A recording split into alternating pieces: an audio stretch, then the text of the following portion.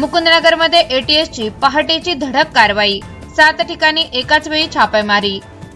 अहिल्यानगर शहरातील मुकुंदनगर परिसर रविवारी पहाटे अचानक गजबजून गेला, कारण अँटी टेररिझम स्क्वॉडच्या पथकाने मोठी कारवाई करत 7 ठिकाणी एकाच वेळी छापेमारी केली। पहाटेच्या सुमारास सुरू झालेल्या या धडक मोहिमेमुळे परिसरात काही काळ तणावाचे वातावरण निर्माण झाले होते। मिळालेल्या माहितीनुसार पुणे, नाशिक आणि ठाणे येथील एटीएस पथकांनी संयुक्तरित्या ही कारवाई केली।